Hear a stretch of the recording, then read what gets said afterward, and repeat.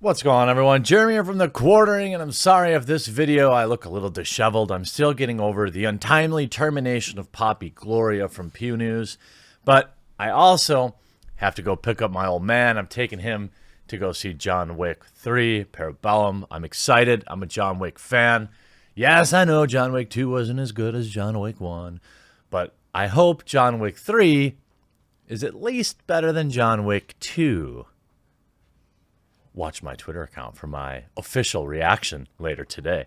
Anyway, Call of Duty, a series that I often have described myself as reluctantly purchasing every year because I always get the itch for a little FPS action.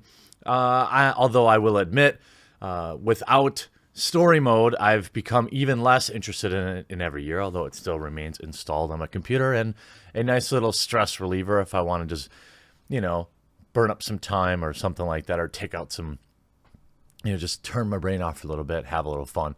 But a lot of news came out yesterday. I saw all sorts of videos flowing out about Call of Duty 2020 canceled, and then I heard about don't you like mobile games? And I'm like, oh my God, what's happening to Call of Duty? So let me recap a little bit of what's going on.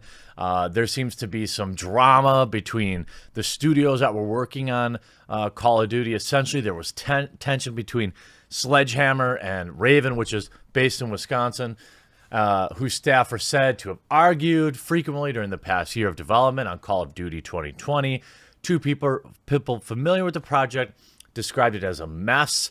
Now, both studios will serve as support to Treyarch, as it looks like Treyarch is being called in to finish the thing as it prepares to release Black Ops 5. Now, first, the mobile news. Call of Duty mobile beta coming to Android and iOS this week. Now, I haven't been following a lot of run-up to this. I didn't know if they were really promoting it, but this seems like a pretty big announcement. And to be honest with you, I had it makes me feel more and more like a boomer every day. I had no idea that FPS games were even reasonably entertaining on mobile. And then I was streaming the other day on DLive, and I saw like the biggest section is PUBG Mobile. I think people are just using their PC for the phone version. I'm not sure what's going on, but look, the entire reason I'm a part of the PC master race is because of FPS genre games. I cannot stand not having mouse and keyboard to aim. So, I don't know. Hey, if you're into it, cool. Just not for me. The announcement that the most popular PC and one of the most popular PC and console FPS franchises ever will be coming to Android and iOS is a pretty big deal. Fresh intel has come directly from Activision that they're telling us to expect the first Call of Duty mobile beta within the week. So this was published yesterday, I believe, so literally this week. The full title will come with 5 multiplayer modes that includes always popular Team Deathmatch, Solo, Free-For-All, Frontline, Hardpoint, and Domination. All of these game modes include support up to 10 players, 5v5, while Free-For-All is set to a maximum of 8. Why don't they put Battle Royale on mobile? It seems like, I don't know, I don't understand. Well, I guess they're probably working on that. It's a shame. There seems to be no love for the excellent Search and Destroy game, which was made popular with the first Modern Warfare title. Granted, this mode could be added at a later date. Sure. We're told that COD Mobile is set to include 7 maps: Nuketown, Crash, Hijack, Crossfire, Standoff, Killhouse, and Firing Range. Nuketown, man, that's always such a rush. It's so crazy. That seems like a solid mix of smaller and larger maps, but there's no official word from Activision if we'll see more maps come to the title in the future. You have a streamlined interface. Activision gave further information on what to expect with the game's settings, loadout options. There will be a ton of signature weapons from previous titles with COD series, including Black Ops and Modern Warfare games. Like these games, you can fully tweak your loadout, suit your playstyle, which means you can adjust your primary, secondary weapon. So, I don't know. It looks like they're pretty much delivering a pretty full Call of Duty experience. You can actually sign up for the mobile or for the beta right now at callofduty.com/mobile. And then there was some news of a possible reveal trailer that came out yesterday, but Schreier, in a rare bit of non-screeching on Twitter, dropped even more interesting information, saying that Call of Duty 2020 in upheaval as Treyarch takes over and plans for Black Ops 5. Next year's Call of Duty has gone through major upheaval as publisher Activision informed developers this week that studios Raven and Sledgehammer, which had until now led the project, will no longer be in charge. Instead, according to 3 people familiar with the goings-ons at the companies, Treyarch will lead development on a new Black Ops for 2020. It's a significant shift in Activision's massive FPS franchise, which is one of the most lucrative video game series on the planet. Every fall for the past 15 years, Activision has put out a new Call of Duty game supported by a stable of different developers who rotate duties as required. Since 2012, Activision has followed the 3-year cycle for its 3 lead studios, Infinity Ward, Treyarch, and Sledgehammer. So basically in 2012, Treyarch did Black Ops 2, then Infinity Ward did Call of Duty Ghosts, Sledgehammer, Call of Duty Advanced Warfare, then Treyarch drops Black Ops 3, then we have Call of Duty Infinite Warfare from Infinity Ward, Sledgehammer dropping Call of Duty World War II, which did get better after some leadership at Sledgehammer left, by the way. Then 2018, Treyarch dropped Black Ops 3. 2019, Infinity Ward, unannounced, but at this point, it's basically an open secret that it's a new Modern Warfare. For 2020, Activision had originally switched things up, assigning the Wisconsin-based support studio Raven to take a leadership role alongside Sledgehammer to make Call of Duty games set in the Cold War, which is really rad. Please bring back some single-player campaigns. I'm not asking for 40 hours of campaign, but, 4 solid hours would be kind of nice, Get you used to the new controls, the new motion, give you a little story.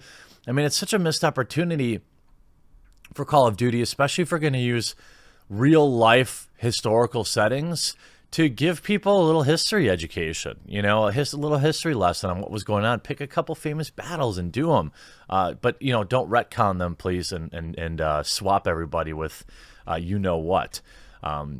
Be honest to the original source material and the soldiers that did it. People love you. Anyway, so Wisconsin-based studio alongside Sledgehammer to make Call of Duty games setting in the Cold War, likely involving Vietnam, which would be awesome too. As of very recently, that's changed. Now Treyarch, based in Santa Monica, California, is in charge of leading Call of Duty Black Ops 5 for 2020.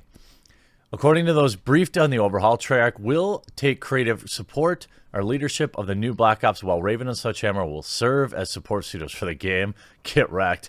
Transforming the work they've done on their own single-player story mode into a campaign for Black Ops 5. So essentially, their game seems like it was canceled, and they're just going to roll it in to Black Ops 5, which will also be set during the Cold War. This may be a welcome return for fans who criticized the lack of campaign in Black Ops 4. It will likely be a cross-gen game to coincide with the launch of the next PlayStation and Xbox, which are also expected in the fall of 2020. What this means, rather than getting 3 years to make the next Black Ops 4, Treyarch will have just 2. Some of the companies say they're not pleased about that. Well, sure. Let the articles about crunch roll out now. And they're already bracing for brutal overtime hours like they faced last year on Black Ops 4. Others have told Kotaku that they're excited about the change and that they have a solid game plan. It isn't likely to change drastically, unlike the last 2 projects. We'll have more to share about Treyarch and that development Black Ops 4 in the coming weeks. Well, the thing is, when you're talking about developing a lot of these games, you are reusing a lot of assets. You're reusing a lot of code. You're building inside the same engines. So, 3 years, we've seen what can be done with a good operation running for 3 years. We've also seen what a horrible operation working for 6 years can deliver, like Anthem or for Fallout 76. I mean, there are, it's not necessarily always about the time. I think obviously the amount of time it takes to develop something is, there's a certain amount of that you're just not going to be able to get rid of. But also, if you streamline things, if you're just building on something else, I don't know if it necessarily means 100% fact you're going to get crunch. This news comes during a strange time for Activision and Call of Duty, though. Black Ops 4 sold well at first.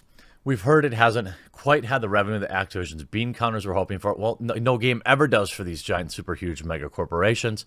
Internally, Activision executives have started to talk about embracing free-to-play as a revenue model. Wow. And three sources say are looking for offering a free-to-play component for this year's new Modern Warfare, although the specifics may not be finalized yet. Within some Activision have remained resistant to the idea. Well, of course, it's a gamble, right? But I've always been in the camp that, look, give your Battle Royale version out for free. You know, Blackout, you look at what Battlefield's Battle Royale, I mean, if you give out a Battle Royale mode for free, you'll get more people into the game, and more people will be interested in purchasing all the other modes. You know, you give them a Battle Royale mode, and then you show all the cool stuff they can't get, all the cool stuff that's locked. It was the same way they did, if I remember right, last year Call of Duty did a free trial week, and that's when I jumped in, and I ended up purchasing the game. Now, not everyone will do that. Some people will just stay in their Battle Royale mode for forever, and there is a real cost for servers and data and maintaining that, providing support. So I get that, but I find it hard to believe that 10-20% of these people wouldn't eventually buy it. So maybe I'd be willing to bet that you're probably going to see some sort of cross. They won't go free to play, but they'll probably do something like that. That would be the smart decision, in my opinion. Now, I might be totally wrong, and if you let me know, hardcore Call of Duty fans or FPS fans, let me know in the comment section down below if you think I'm totally off base on that. The past year has also been rough for San Francisco-based Sledgehammer. In February 2018, Kotaku broke the news that the Sledgehammer's co-founders, Michael Condrey and Glenn Schofield, had left the studio, although Activision spun it as a promotion, saying they'd take on new executive duties. It was very clear in ousting, and the two quietly shortly exited afterwards. Earlier this year, Condrey started a new Silicon Valley studio with the publisher 2K, where he's recruited dozens of Sledgehammer staff.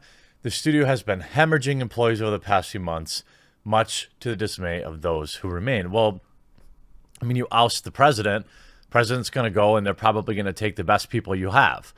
So it's interesting to see. Free to play, I think that would probably be a good move. I mean, the market has spoken. I think they'll probably do a free mode, Battle Royale mode, and then sell the whole game. But campaign mode coming back would be good. Canceling a project at this stage of the game, it will be interesting to watch. But I am curious to hear what you all have to say about everything going on with Call of Duty. Are you getting fatigued? Because in a lot of ways, I am, where I have to plan on the $60 every year. And in a lot of ways, even though it has a different layer of paint on it, sometimes a lot of it just feels really repetitive. And with every new year, there's more free-to-play options out there that can also offer the same repetitive shoot-'em-up experience. So I don't know. What do you think the future for Call of Duty is and these AAA titles? Do you think there's a lot of fatigue? Do you think that they'll go free-to-play? Lots of good, interesting things to discuss in the comment section down below. We'll talk to you again real soon.